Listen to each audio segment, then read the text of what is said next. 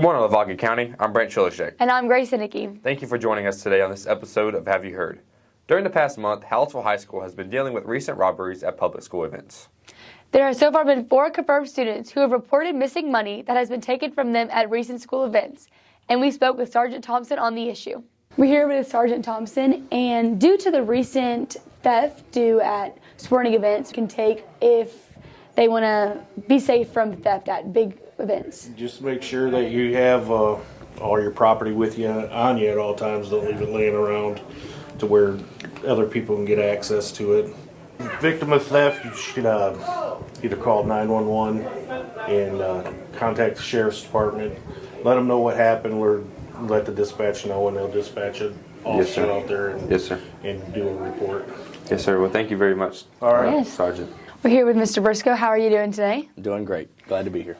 And due to the recent upbringings of the stolen money at events, what has been going on through the school to help people that have been affected by this? Well, over the past few weeks, or maybe a couple months, we've had many instances in school and at sporting events and extracurricular activities where people have gotten money stolen from them in multiple ways. It's in people's purse, people's wallets, people's lockers, just all kind of stuff. And we really haven't been able to pinpoint what's been going on, but there has been many students that brought to us a monetary value, some small, some large, that have been taken from their personal belongings. And as far as us moving forward on this, we're trying to make students aware that they need to know who's around them. They need to be cognizant of what's in their wallets.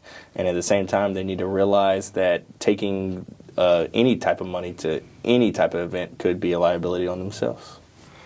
Is there any particular actions you are looking to take toward this issue? The only actions we're able to take at this time with our staffing is we have notified all the police police officers on duty, because there's one at every game. They'll be vigilantly looking, and then of course we're admin on duty at every game. As far as anything else, we're also trying to inform students that to leave any money, if possible, in their vehicle. That right now, that's what we feel like is the safest place, just because it's locked. It'll be where somebody to get it would have to break in, and at that point we should see them on cameras and be able to take some criminal action. Right. Alrighty. And say y'all were to find some of the money, how do y'all identify who it specifically belongs to?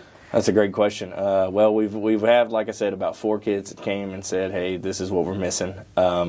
Depending on who would turn that money in, well, you would probably go off that lead and try to question the person that turned it in. And if we still didn't get anything off that, then we'd have to call parents and make sure the turned in amount was the amount that the student lost.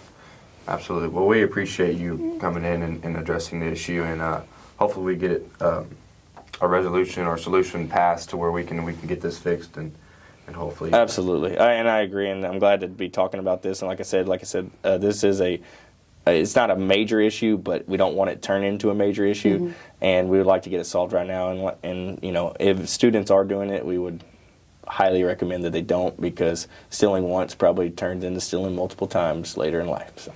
Right. Yes. Well, thank you very much. Thank y'all. Coming to you with more news today, controversy struck the small town of Hallettsville as many people gathered here at City Hall Tuesday night in hopes of keeping the French Memorial Simpson Library from nepotism. Longtime employees of the library are facing issues regarding to the law that specifies on not allowing you or your loved one to take a role that would overthrow the authority above you. Let's send it over to Grace for more information. Here we are with Miss Freitag, the local Hallettsville High School English teacher. And we know you play a big part in the community and everyone around it, and you just like to support, and you love Hallettsville. Yes. Of course. Did you speak at the meeting this past Tuesday? I did, yes, I did. And how was that? Well, it was emotional, honestly. Our library is just an amazing place. There were 8, 9 different people who gave talks that evening. Little kids got up to talk. Penny and Bree were sobbing. It was a very emotional night, and does this change how y'all will be attending the library if Penny, or was it Bree? I can't say that we'll stop going because my kids love the library, but I can't say the library will be the same place. So the magic that is our library will not be the same. So that would mean we go from 3 experienced employees to 0. So we are not resting. All right. We are fighting for these people and for our library and for what it is. Thank you, Ms. Freitag and Grace. We spoke with some city officials on the matter, and they chose to decline to comment. We'll now send it back over to Grace. The decision now lies on the daughter to take the job elsewhere or to take the job here at the French Simpson Memorial Library, which will force her mother to leave the job she's currently in. The decision will have to be made on January 31st. Now let's send it over to Dixie Blanton with the weather. Good afternoon, Lavaca County. I am Dixie Blanton with a look at the weather for the upcoming week. This weekend there will be lows in the 40s and highs in the 70s. You can expect a rainy and cloudy start to next week with lows in the 40s to 50s. There will be chances of rain all week. Have a great week in Lavaca County, and now let's send it back to Grace and Brant. Thank you, Dixie, for that weather update. Really good to see some rain on the forecast this Yeah, weekend. I'll make sure to keep my umbrella around. Now to send it over to Matthew Shannon for the sports. Welcome to the Sports on Have You Heard, where we cover your favorite Lavaca County teams. I'm Matthew Shannon, and we're going to start off with a recap of boys basketball. The St. Paul Cardinals are 6-8 following a 52-29 win over Austin Waldriff. Next Tuesday, St. Paul plays Concordia home in Shiner. The Shiner Comanches are 8-9 following a 3-game win streak. Their most recent win came over Weimar, 48-34. Today, Shiner plays Cuero in Cuero for an out-of-district game. The Sacred Heart Indians are boasting a 17-6 record, with their most recent wins coming over Summit Christian Academy, 82-7, and a win coming on Tuesday, 78-32, over Our Lady of the Hills. Tomorrow, Sacred Heart takes on Concordia in Hallettsville. The Hallettsville Brahmas are 11-16 with their recent win coming over Rice Consolidated Tuesday. Today, the Brahmas take on Yoakum in Yoakum. Now switching over to girls basketball. The St. Paul Lady Cardinals are 2-8 on their season. Today, the Lady Cardinals take on their rival Sacred Heart away in Hallettsville. The Shiner Lady Comanches are 13-3 on their season, and they have not lost in the month of January. The Lady Comanches played Tuesday against Bloomington in Shiner. The Sacred Heart Indianettes are 18-1 on their season and have not lost a game since December 16th. The Indianettes take on St. Paul in Hallettsville at Sacred Heart Gym. The Hallettsville Lady Brahmas are 21-8 on their season.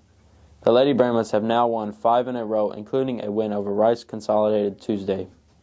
The Lady Brahmas will take on Yoakum in Yoakum. Now we move on to soccer. The Hallettsville Brahmas soccer team is 1-1 on the season. They gained the program's first ever win against the school's rival Yoakum. They won that game 1-0.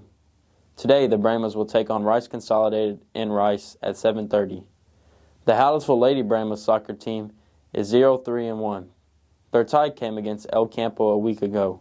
Today the Lady Brahmas take on Rice Consolidated in Rice at 5. Now back to Grace and Brant. Thank you, Matthew, for that sports update. Really glad to see more sports added to the Hallettsville program. Yeah, you know, it's cool that the Brahma program added a new sports team. It's good to see their success in the coming years. Yeah, of course. Now we're going to send it over to FFA with Rylan and Peyton. Good morning, Lavaca County. My name is Rylan Mark. And my name is Peyton Matheson, and we're excited to have you joining us for this week's installment of Ag in Your World, brought to you by the Hallettsville FFA. Well, that's a wrap on the 2023 Hallettsville Junior Livestock Show.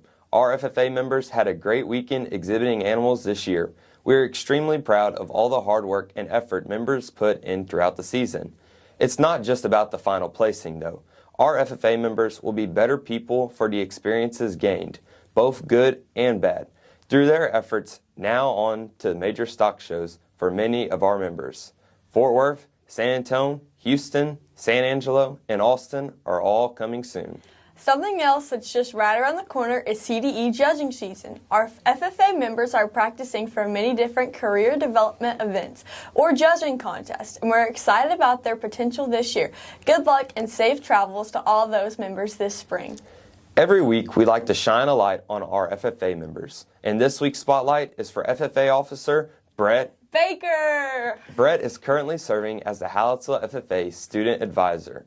Brett participates in the Creed Speaking LDE, Wildlife CDE, and works hard to encourage and assist other FFA members in finding their passion in FFA. Brett also is a member of the HB football team and track team, and next year, Brett plans to exhibit swine at the stock show. And we'll close with the Ag News of the Week. The USDA Farm Service Agency recently expanded and enhanced eligibility for disaster assistance to farmers and ranchers through various crops and livestock disaster insurance programs. Some farmers and ranchers can receive relief for losses due to natural disasters and economic hardships. For more information, contact the USDA Farm Service Agency. That brings us to the end of our time here today with you. Thanks for tuning in, and we look forward to having you back next week for Ag in Your World. Brought to you by the Hallettsville FFA. And that's all for today. Thank you for joining us on this week's episode of Have You Heard? Once again, I'm Brant Chilishek. And I'm Grace Siddicky. Make sure to join us next time on Have You Heard?